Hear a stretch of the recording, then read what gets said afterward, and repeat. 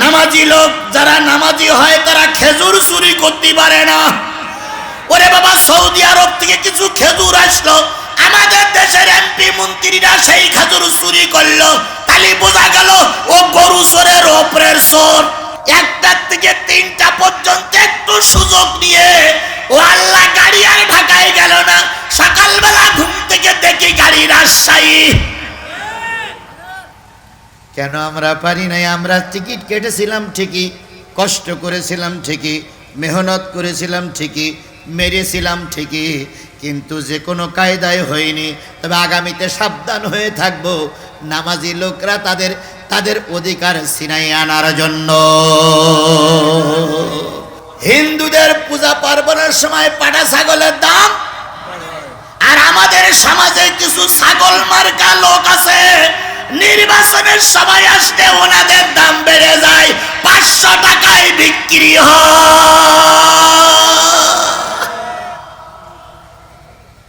টাকায় বিক্রি হন। কারা কারা একটু হাত তোলেন তো ভাই? টাকায় বিক্রি হয়েছিলেন কারা কারা একটু হাত তোলেন তো? তাহলে এখানে তো টাকায় বিক্রি হওয়া লোক একটাও নেই, তাহলে আমার দাওয়াত করি লাভ কি? আপনারা সবাই তো জিব্রাইলের ছোট ভাই। হরি আল্লাহ রে, এত ভালো মানুষ, এরপরে অনেক জায়গায় 70 ভোটে ইসলাম ফেল করেছে। কথা বলেন ঠিক না বেঠিক? শুধুমাত্র 53টা ভোটে অনেক জায়গায় ইসলাম ফেল করেছে। এই টাকাওয়ালারা টাকা খেয়ে যাকে দেওয়ার দরকার তাকে না দিয়ে আর একজনকে দিয়েছে। এদের মর্যাদা গরুর চামড়া চাইতে আরো খারাপ। এবার আসুন, আল্লাহ রাব্বুল আলামিনের নবী বলেন, যারা 5 ওয়াক্ত নামাজ আদায় করবে তাদেরকে আল্লাহ পাক 4টে পুরস্কার দেবে। কয়টা পুরস্কার দেবে? ভালো করে খেয়াল করেন। যারা 5 ওয়াক্ত নামাজ আদায় করবে আল্লাহ তাদের কয়টা পুরস্কার দেবেন? 1 নম্বর পুরস্কার, 5 ওয়াক্ত নামাজ যারা আদায় করবে তাদেরকে আল্লাহ দোজখে দেবে না। আচ্ছা, দোজখে যেতে চান কেন? একটু হাত তোলেন তো, আমি দোজখে যেতে চাই। কেউ যেতে চায় না। আচ্ছা ভাই, এর ভিতরে সুদ খাওয়া লোক আছেন? এর ভিতরে সুদ খাওয়া লোক আছেন? একটু হাত তোলেন তো, আমরা একটু দেখি যে আপনি সুদ খান। তা সুদ খাই তা লজ্জা করে না? হাত তুলতে লজ্জা করবে কেন? লোকের মধ্যে। আচ্ছা বলেন তো, ঘুষ খাওয়া লোক আছেন? কেউ হাত তুলবেন? আমি হাত তুলতে বলে লজ্জা দেব না। আল্লাহ আপনাকে ভালো করে দিক, সকলে মিলে বলেন আমিন। আল্লাহ রাব্বুল আলামিনের রাসূল বলেন, 5 ওয়াক্ত নামাজ যারা ঠিক মতন আদায় করবে তাদেরকে আল্লাহ কয়টা পুরস্কার দেবে? 1 নম্বর পুরস্কার হলো কোন নামাজি দোজখে যাবে না। তাহলে আপনি দোজখ যদি বন্ধ করতে চান তাহলে আপনার কি লাগবে? এই জোরে বলেন, কি লাগবে? 5 ওয়াক্ত নামাজ যারা আদায় করবে মৃত্যুর সাথে সাথে 8টা জান্নাতের দরজা তাদের জন্য খোলা হবে। তাই তো হাদিস শরীফে পাওয়া যায়, আসসালাতু মিফতাহুল জান্নাহ, নামাজ হলো বেহেশতের চাবি। ইন্নাস সালাতা তানহা আনিল ফাহশাই ওয়াল মুনকার, নিশ্চয়ই নামাজ সকল খারাপ এবং ভালো কাজ থেকে মানুষকে বিরত রাখে, খারাপ কাজ থেকে মানুষকে বিরত রাখে। 5 ওয়াক্ত নামাজ যারা পড়ে মৃত্যুর সাথে সাথে 8টা জান্নাতের মালিক হবে। সে নারী হোক আর পুরুষ হোক, আওয়ামী লীগ হোক আর বিএনপি হোক, জাতীয় পার্টি হোক আর জামাত ইসলাম হোক, 5 ওয়াক্ত নামাজ যারা আদায় করবে তারা জান্নাতের মালিক। তাহলে নামাজিদের জন্য কয়টা পুরস্কার বললাম? 4টার ভিতরে 1 নম্বর, সে দোজখে যাবে না। 2 নম্বর, সে জান্নাতে যাবে।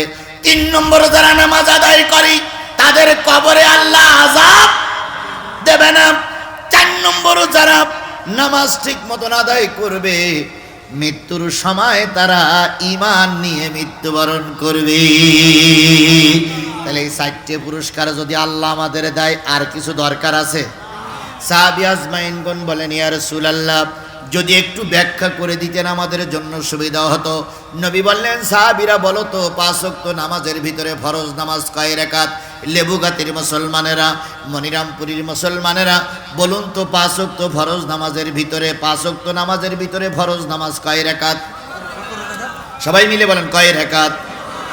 1 ওয়াক্ত নামাজ আদায় করে আমরা মাহফিল শুনতে বসেছি, সেই ওয়াক্তটার নাম কি?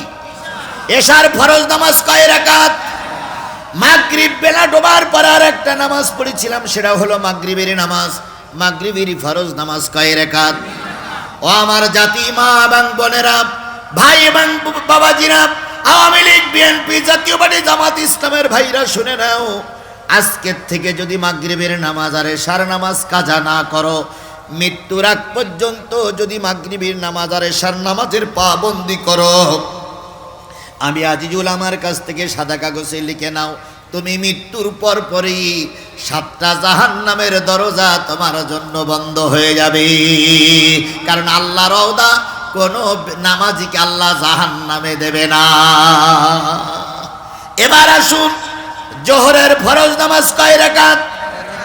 আসরের ফরজ নামাজ কয় রাকাত? 4 রাকাত। এবার বলুন তো জান্নাত কয়টা?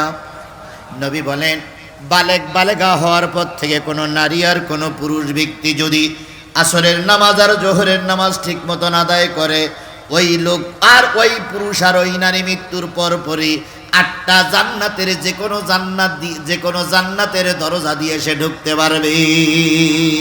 তাহলে জাহান্নামের দরজা বন্ধ করতে গেলে মাগরিব আর এশার নামাজ লাগবে, আর জান্নাতের দরজা খুলতে গেলে জোহরের নামাজ আর আসরের নামাজ লাগবে। তাহলে 4 ওয়াক্ত নামাজের ভিতরে পুরস্কার পাইলাম 2টা। এবার বাকি আছে কয় ওয়াক্ত নামাজ? 1 ওয়াক্ত। সেই 1 ওয়াক্ত নামাজের নাম কি? এই কথা বলেন, সেই 1 ওয়াক্ত নামাজের নাম কি? ফজরের ফরজ নামাজ কয় রাকাত?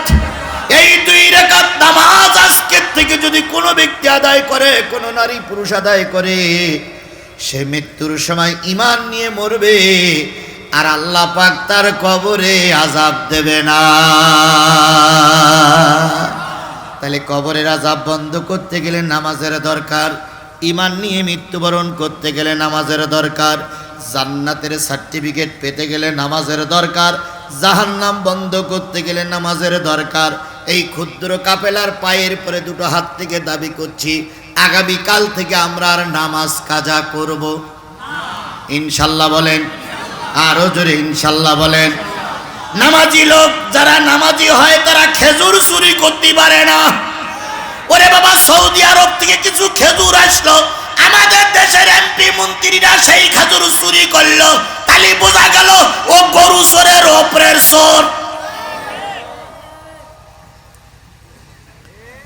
এরকম চোর বুঝি আমাদের দেশে নাই? এ জোরে বলেন আছে না নাই? সুতরাং আমরা বুঝেও কেন বুঝলাম না, তবে জাতির আমরা দোষ দেব না। আমরা দিয়েছিলাম ঠিকই, আমরা টিকিট কেটেছিলাম ঢাকায় যাব বলে, রাত্রি একটু ঘুম পড়লাম, সেই সুযোগে আমাদের বাস রাজশাহী চলে গেল, আমাদের গাড়ি কেন ঢাকায়?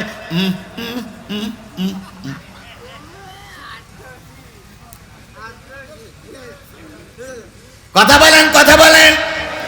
1টা পর্যন্ত শুনলাম গাড়ি ঢাকার দিকেই যাচ্ছে, 1টা থেকে 3টা পর্যন্ত একটু সুযোগ নিয়ে ও আল্লাহ গাড়ি আর ঢাকায় গেল না। সকালবেলা ঘুম থেকে দেখি গাড়ি রাজশাহী। কেন আমরা পারি নাই? আমরা টিকিট কেটেছিলাম ঠিকই, কষ্ট করেছিলাম ঠিকই, মেহনত করেছিলাম ঠিকই, মেরেছিলাম ঠিকই, কিন্তু যে কোনো কায়দায় হয়নি। তবে আগামীতে সাবধান হয়ে থাকবো, নামাজি লোকরা তাদের অধিকার ছিনাই আনার জন্য। তাহলে জাহান্নামে যাবে কয় গ্রুপ? কোন জাহান্নাম? সাকার নামক জাহান্নামের সামনে কয় গ্রুপ দাঁড়িয়ে আছে? প্রথম প্রশ্ন করা হলো, তোমরা কারা? ওরা বলল আমরা কি? বেনামাজি। তাহলে বোঝা গেল বেনামাজি জাহান্নামে যাবে, আমরা বেনামাজি হয়ে মরব। আর 3টে আছে বলবো। এবার আসুন প্রশ্ন করি আল্লাহর কাছে। সব প্রশ্নগুলো কার কাছে করতেছি? উত্তর কে দিচ্ছে? দয়া করে আমার বিরুদ্ধে কেউ লেগেন না, কারণ যদি আজকে আমার আপনারা তাড়িয়ে দেন, আগামী বছর এখানে তারেক মনোয়ার আসবে। তারেক মনোয়ার এসে যদি সূরা মুদ্দাসসিরের এই 40, 41, 42, 43 নম্বর আয়াতের কথা বলে, একই কথা বলবে। যদি মনে করেন তারেক মনোয়ারের নিয়ে আসবেন না, আমির হামজা আসবে, আমির হামজা একই কথা বলবে। সুতরাং হুজুর মেরে লাভ নাই, ভালো হলেই লাভ।